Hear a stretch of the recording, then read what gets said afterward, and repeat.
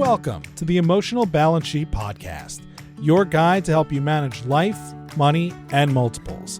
Each episode, host Paul Fenner, Tama Capital's president and founder, and the proud parent of 4 amazing children, including 1 set of triplets, will provide insights on successfully sustaining an active lifestyle, career, and family through comprehensive wealth management strategies, financial education, and lifestyle planning, specific to parents raising twins, triplets, and more.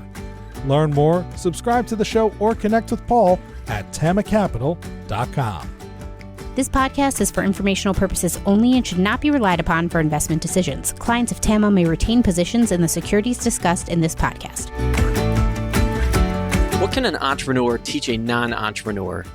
What value could a relationship like that even bring?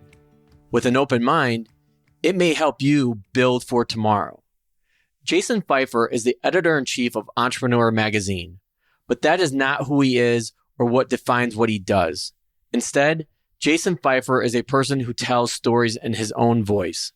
As a successful editor, author, speaker, and podcast host, Jason doesn't work simply with entrepreneurs.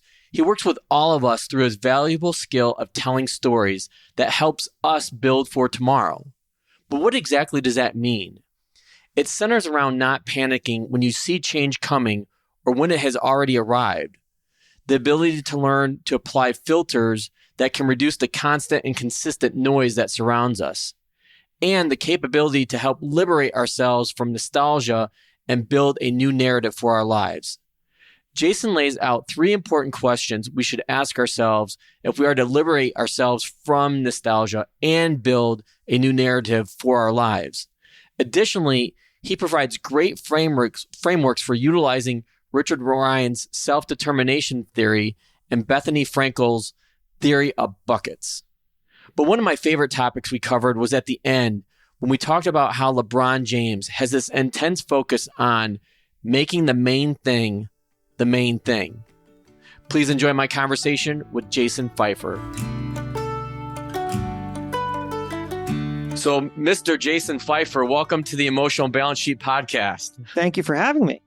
As we were talking about before I hit record, I'm lost count of how many years it's been since I've been following your work. But one of the reasons why I wanted to have you on, and people may or may not know who you are, but you are the editor-in-chief of Entrepreneur Magazine and do a lot of other cool stuff, including writing this book, Build for Tomorrow.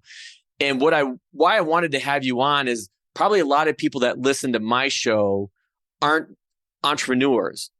But I've been reading your work for so long that your work covers everything. And a lot of the people that do listen to the show are busy parents. And I know you're a parent, and we'll get to that later on during our conversation.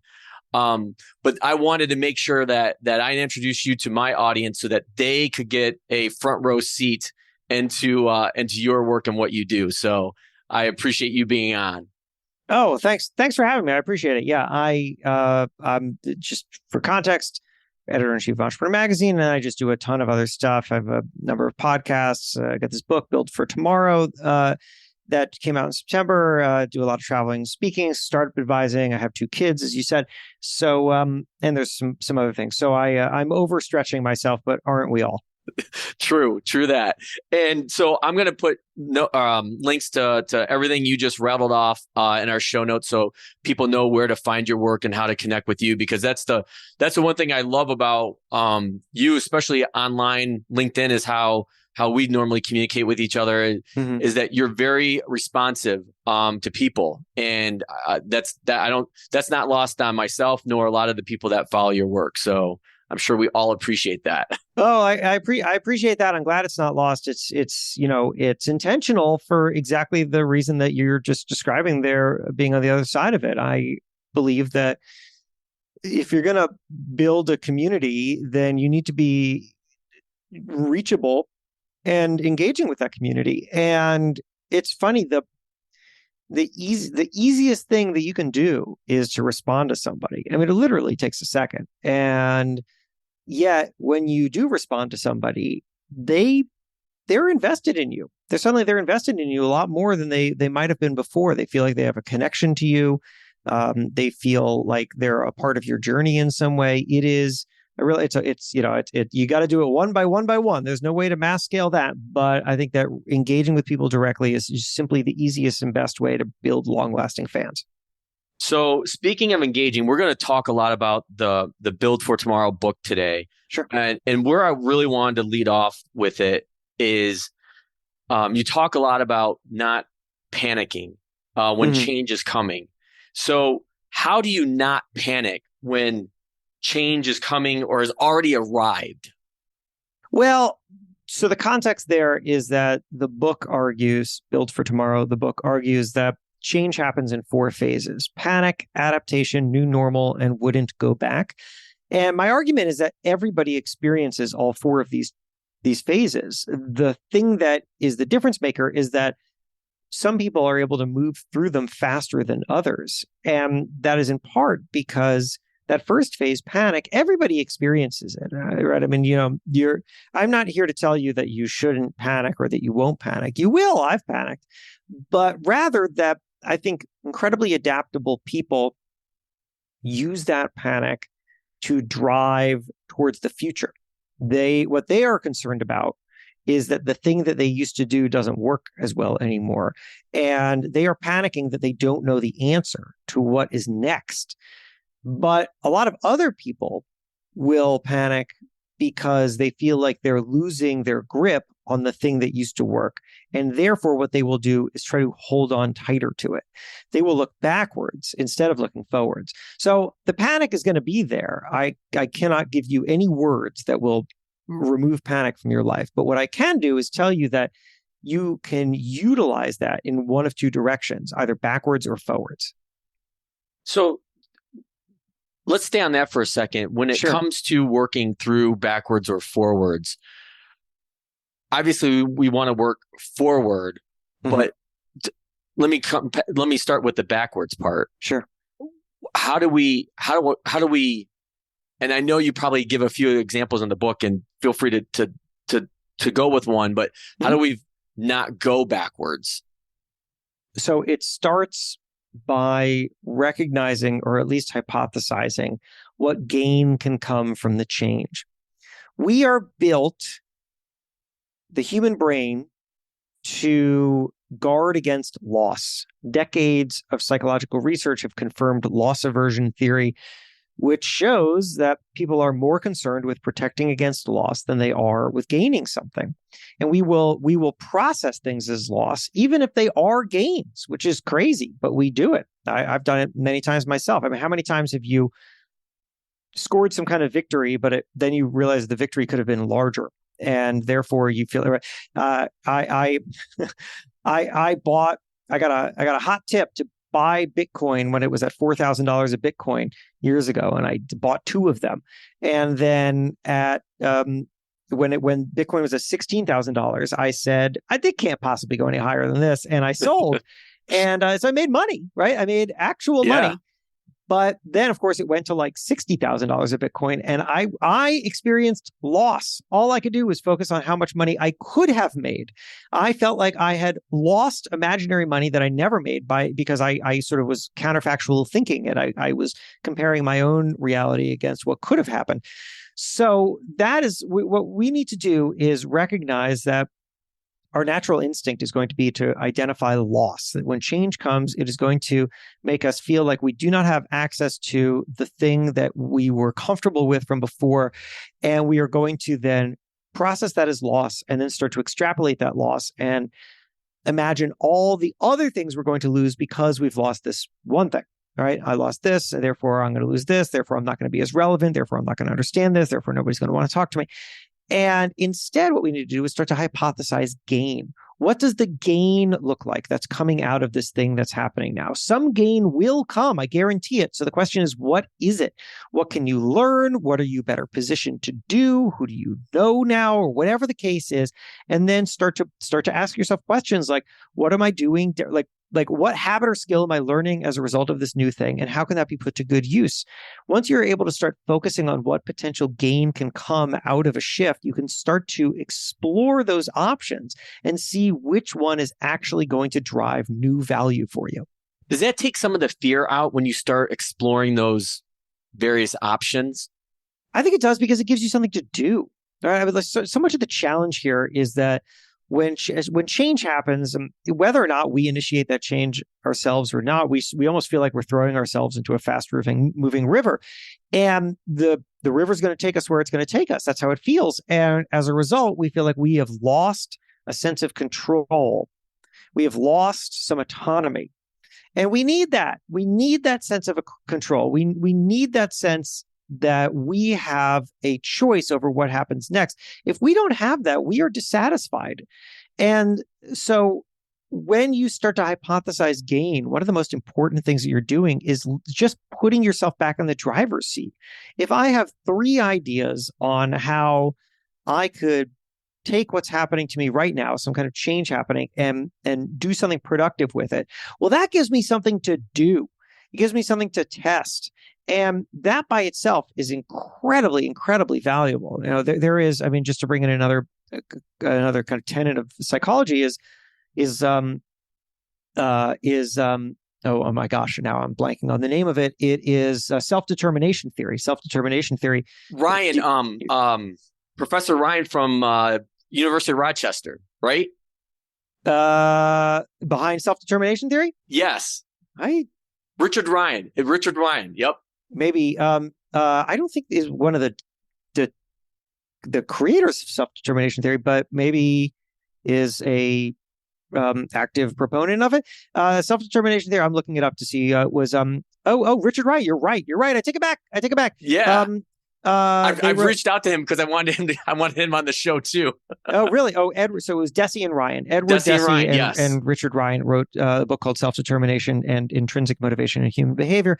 And so what they argue is, which I guess you're familiar with, is that basically people need 3 things in order to be happy. What they need is autonomy, competence, and relatedness, which is to say they need to have a feeling that they are in control and left to make decisions, that they have a competence, that they have a kind of some level of mastery over the thing that they're doing, and relatedness, that they feel connected to other people. And it's such a brilliant framework, because every time that I have thought back to when I have been dissatisfied in my life or my career, I think I can recognize, I didn't feel like I had autonomy in that moment. I didn't feel like I had competence in that moment. I mean, I could think back to a magazine that I worked at that I was deeply unhappy about. And why was I unhappy there?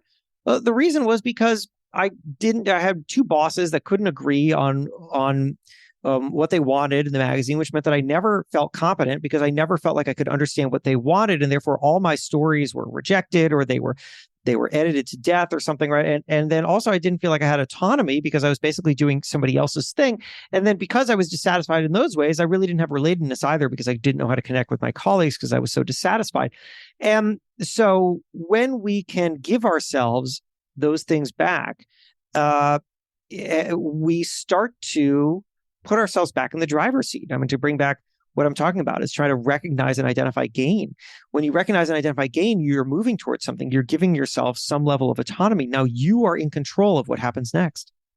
Yeah, and I think one of the reasons why I've really gravitated to your work over the years too, and ironically, this is, I think, what one of the main themes of this show has turned out in the last almost 2.5 years I've been hosting it, has been transitions, and how we really underestimate all of the life transitions that we actually go through. Like even like this year, my triplets going from, grade school to middle school, big transition, affects all of us. And what I really find in your work is that you're able to help identify, again, what some of those life transitions are and give some concrete ways of like how to get through it.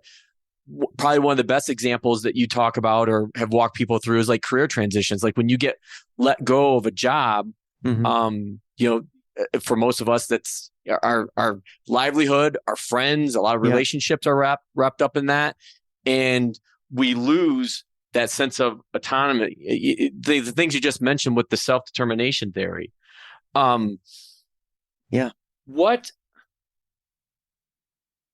I guess where I wanted to go with that is, when you're dealing with these life transitions that seem like they are constantly thrown at us, again, it kind of goes back to panicking. How do you, from your research on this topic, be able to pull the curtains back and help identify, what's important, what's not important? So I think it has to start by recognizing what your core transferable value is. You just described being laid off from or fired from a job and then feeling totally disoriented. And the reason that happened, I mean, there are a lot of reasons that happens, but I think one of the core ones is that we identify so closely with our work so that we shape our identity around the tasks that we do or the role that we occupy. And the problem with that is that those things are so changeable. It might just be one person above you who decides that you don't belong there. And then your whole identity gets ripped away. I mean, that's a very unstable place to be. So how instead can you start to understand the thing about you that does not change in times of change? I argue that everybody should have a mission statement for themselves. And that mission statement should be a short sentence that starts with I, in which every word is carefully selected because it is not anchored to something that is easily changeable. What is that? Well, for me, my sentence is not, I am a magazine editor. That is very easily changeable. All it takes is somebody else at Entrepreneur or somebody above me at Entrepreneur, CEO or the president, to say, I don't like this guy anymore. And then that's it.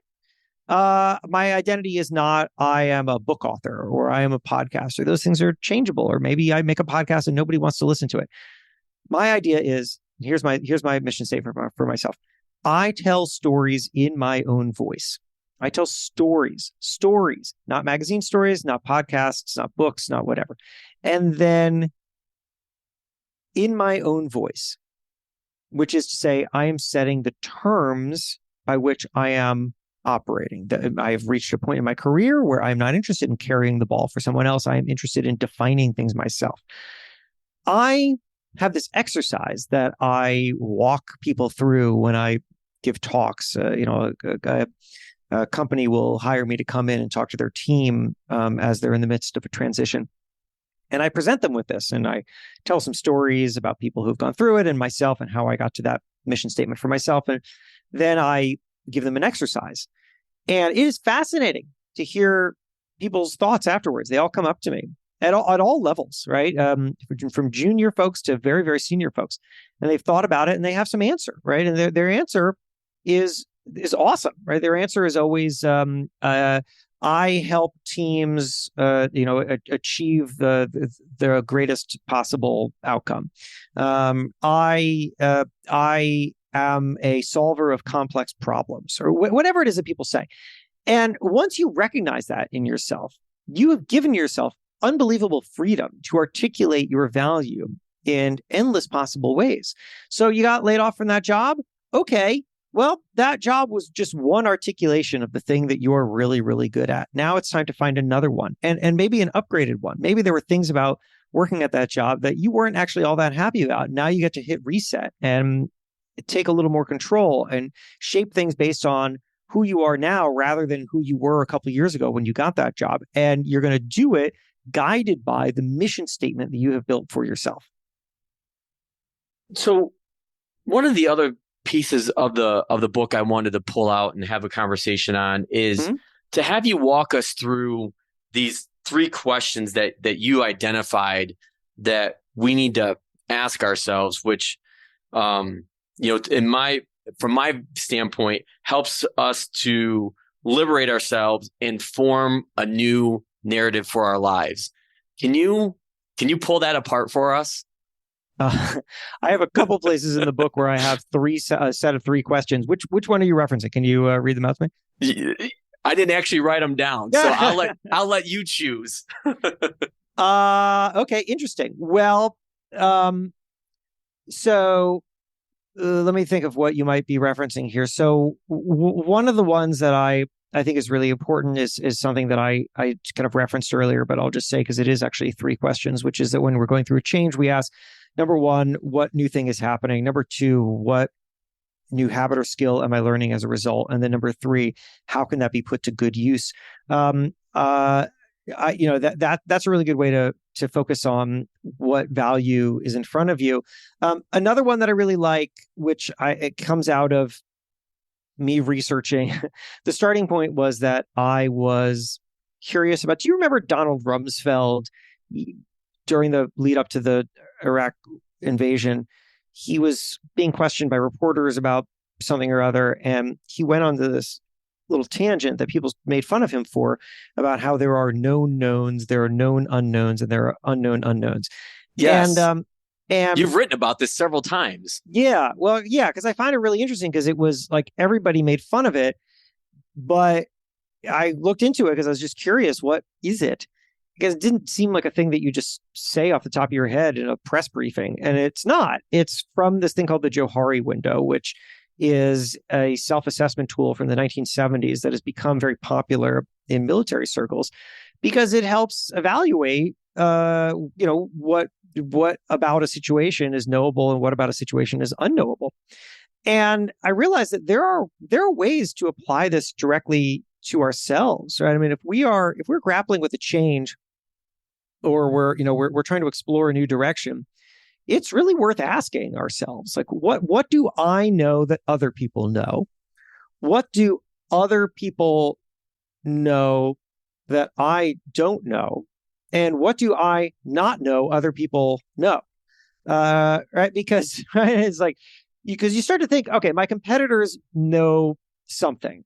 Let's say that I think about this all the time, because I'm kind of in the personal branding space. So, I look at people who are doing a really good job of that and have millions of followers. And I think, okay, well, what do we both know? We both know the importance of building community. What do they know that I don't know? Well, clearly they know how to structure a team in a way that creates content that drives audience. Like I do that myself, but they have a whole team. I don't have anybody.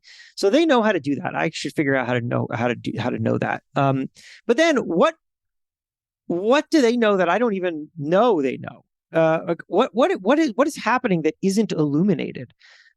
Because I can't really be successful, and I can't really recognize opportunity if I don't know what I don't know. And so how am I going to solve for that problem? I mean, that's some of these, the what do they know that I don't know? That's one problem to solve. I can go and ask people, well, how did you structure your team?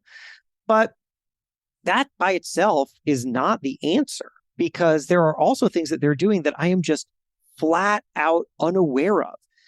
Maybe the things that matter most are the ones that I am flat out unaware of. And if I want to understand how to be successful in a particular space, I better know that, which means that I need to start asking real questions and putting myself, in maybe uncomfortable situations where I'm trying to get answers.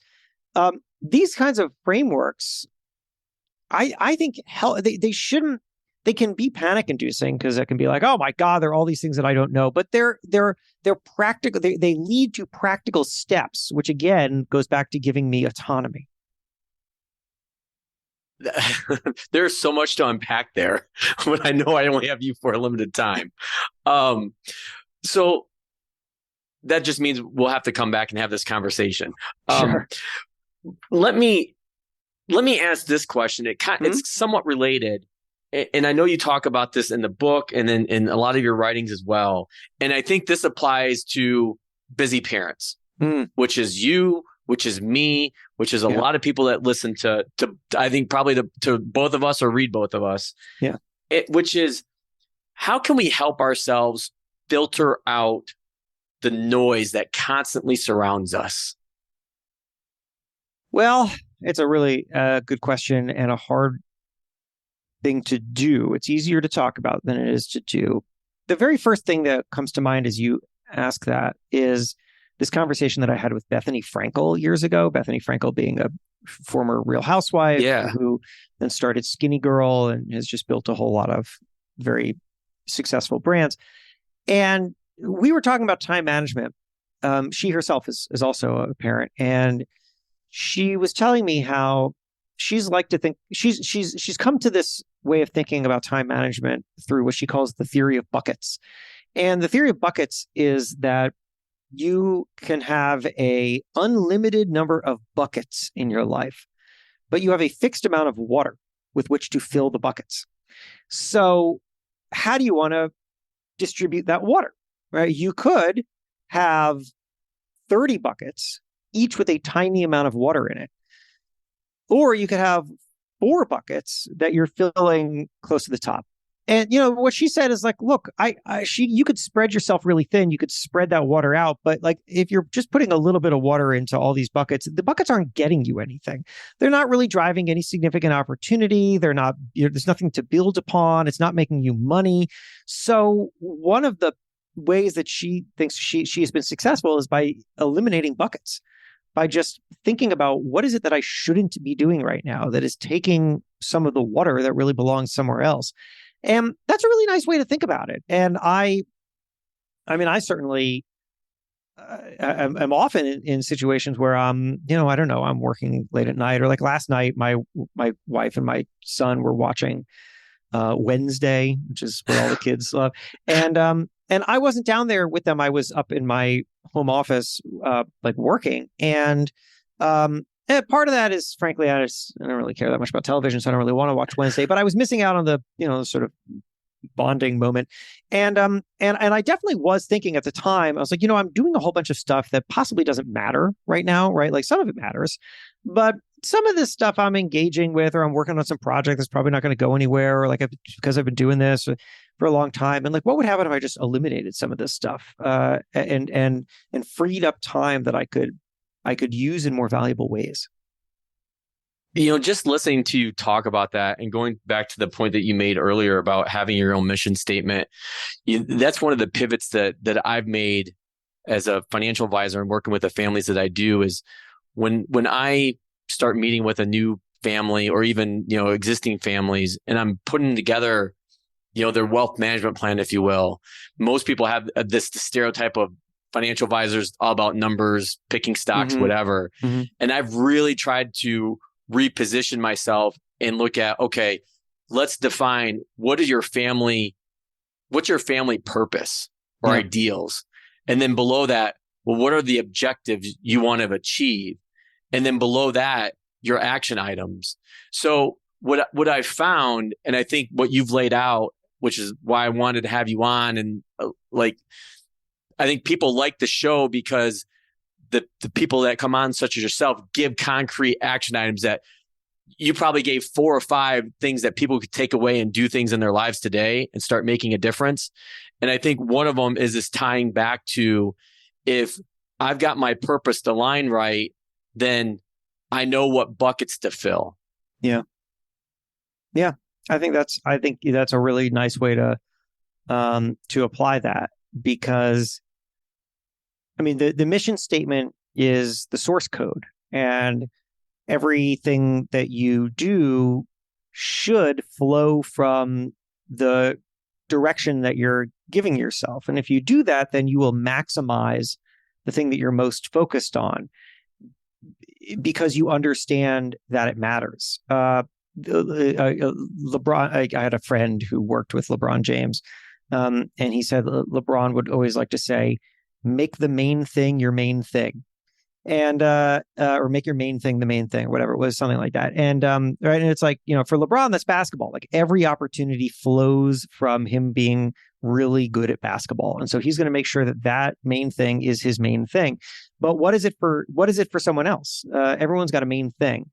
And if you can make your main thing, then you make sure that your priorities are set. So I promised you that I would have you out of here in 30 minutes. So I've got one last question. I've got 1 minute. So good luck trying to answer this one. Oh boy. In a minute, which is, I know you're the father of 2 young boys, and this is my closing question. I ask all my guests that are obviously parents, but what is the best thing about being a parent? My boys are young, so I feel like you're gonna have to come back to me later, and I'll have some clarity of mind. I'm gonna answer this from a work perspective. I was worried that having kids would make it would sap my time and energy such that I was not able to advance my career. And I'll be totally honest with you, because I'm sure it'll ring true to every ambitious person who has kids. There are plenty of times in my life where I am frustrated that I'm not able to do something or give as much attention to some work-oriented thing because the kids take up a lot of time. But what I have found is that the fact of it is that my career has advanced rather significantly since I've had kids, and I think that that's in part because what having kids does is it really forces you to prioritize and to structure your life in a way that you didn't have to do before, and that's pretty clarifying for every part of your life. I think it goes back to what you just said, making the main thing the main thing. Right. And kids become a filter. Yeah, totally true. Well, Jason, I can't thank you enough for taking the time. I know you get bombarded with requests like this all the time, so it's a real pleasure and an honor to have you on and have this conversation. And like I mentioned, I'll have the show notes chock full of links to all your work, and especially the book Build for Tomorrow, which I'd be remiss to say, I know I said this before we started recording, but my daughter Madison wanted to make sure I thanked you for sending her the autographed copy that would go in her book. So she's looking forward to reading it. Oh, I'm so glad. Well, shout out to Madison. I really appreciate that. And thanks for having me. Thanks, Jason. Thank you for listening to this episode of the Emotional Balance Sheet Podcast. Please visit tamacapital.com to subscribe to this podcast or to connect with certified financial planner and registered investment advisor Paul Fenner of Tama Capital. And please join us again next time on the Emotional Balance Sheet Podcast.